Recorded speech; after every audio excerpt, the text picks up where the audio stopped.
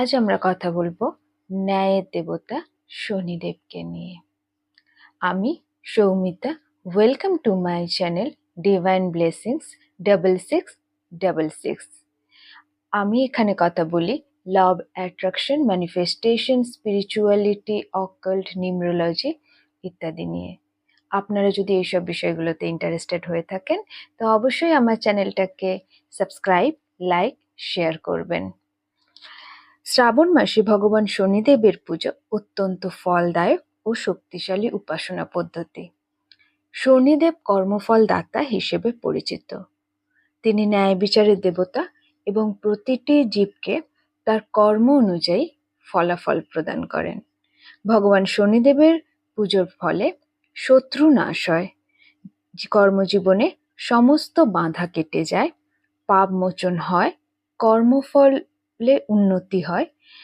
যাদের শনির ৭.৫ চলছে, ঢাইয়া চলছে অথবা কালসর্প দোষ চলছে, এই কুপ্রভাব থেকে মুক্তির জন্য শনিদেবের পুজো অবশ্যই করা উচিত।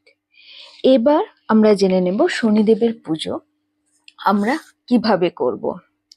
প্রতি শনিবার অশ্বত্থ গাছে জল দেওয়া দরকার এবং তার সাথে সন্ধ্যাবেলায় সরিষার তেলের প্রদীপ অশ্বত্থ গাছের তলায় জেলে দিয়ে আসা উচিত।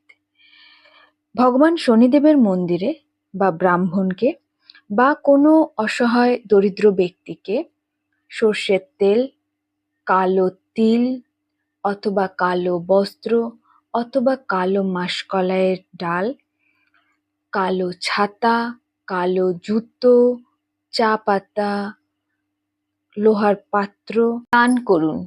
ভগবান শনিদেবের প্রকোপ থেকে বাঁচতে প্রতি শনিবার নিয়ম করে সরিষার তেল দিয়ে ভগবান শনিদেবকে অভিষেক করুন, সৎ জীবনযাপন করুন এবং শনিবার দিন নিরামিষ আহার গ্রহণ করুন। শনি স্তোত্র বা শনি চল্লিশা পাঠ করুন। ওম শম শনিশ্চরায় নমঃ মন্ত্রটি ১০৮ বার জপ করুন। দেখবেন আপনারা ভালো ফলাফল পাচ্ছেন। ভগবান শনিদেবের প্রকোপ থেকে বাঁচতে আপনারা হনুমানজির পূজা করুন। প্রতি শনিবার আপনারা ১১টা অথবা ২১টা অথবা ৫১টা অশ্বত্থ গাছের পাতা নিয়ে আসুন। পাতাগুলোকে ধুয়ে পরিষ্কার করে তাতে কমলা রঙের সিঁদুর আর চামেলির তেল মিশিয়ে একটি মিশ্রণ তৈরি করে নিন এবং তাতে লিখুন জয় শ্রীরাম। অশ্বত্থ গাছের পাতা না পেলে আপনারা পান পাতার ব্যবহারও করতে পারেন। একসাথে এই পাতাগুলোকে লাল একটা সুতোতে বেঁধে নিন এবং একটা মালা তৈরি করুন লাল সুতো বেঁধে, এবং সেই মালা দিয়ে ভগবান হনুমানজির আরাধনা করুন, পুজো করুন। আর সাথে দিন কালো ছোলা, গুড় অথবা লাড্ডু, আর আপনি হনুমান চল্লিশা পাঠ করুন।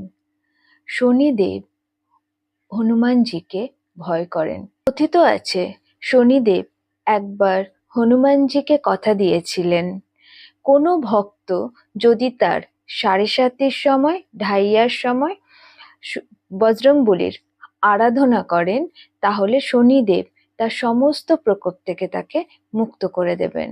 এই জন্যই আপনাদের যদি ৭.৫ চলে বা আপনাদের যদি ঢাইয়া চলে বা আপনাদের যদি কালসর্প দোষ থাকে, অবশ্যই বজরংবলীর আরাধনা করুন এবং সাথে হনুমান চল্লিশা পাঠ করুন অথবা বজরং বাণ পাঠ করুন।